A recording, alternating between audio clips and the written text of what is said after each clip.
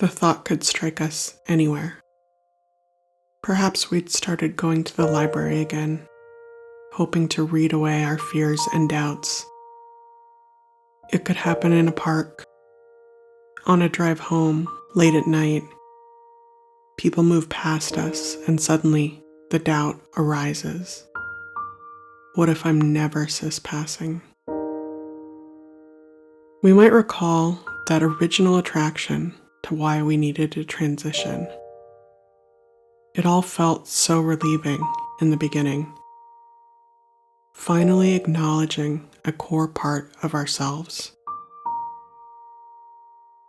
Those early moods of excitement.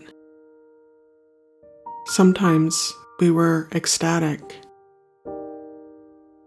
We were proud of a few selfies we took where we looked sexy. Over time, we began to wake up with a doubt about how we will be treated. We start fixating on physical things that reveal our trans status to the world. The effect of hormones begins to feel so painfully random. The universe begins to feel so monstrously indifferent. Plenty of trans folks aren't focused on passing, or couldn't pass as any other gender. But for us trans folks that desire to pass and don't, and we're reminded of it daily, we may come to feel embalmed with an anger or bitterness, and generosity and service cannot always assuage those feelings. Feelings like our apprehension that every time we leave the house, it'll be such a gamble about how we'll be treated by strangers. Nightmares of how dehumanizing it can be when you want to be recognized a certain way, but many out there loudly deny it. A shy dichotomy emerges on how complex it feels to be happy for others while also feeling so deprived and left behind.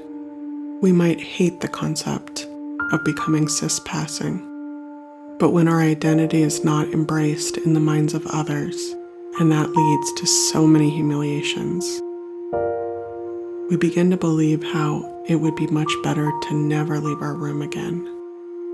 We worry that we'll seem like traitors for not wanting to endure endless misgendering. Becoming cis-passing could make us feel safer or more content with our looks, but it cannot offer the deeper things we ask of it. It cannot be a true replacement for liberation within.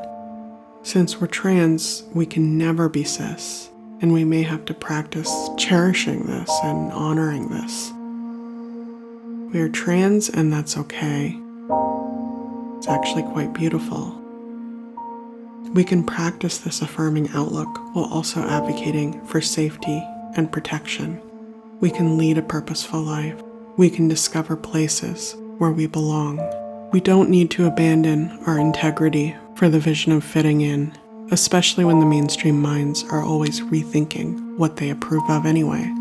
Grieving life's inherent unfairness will be the bridge to finally embracing the precious, temporary life we embody.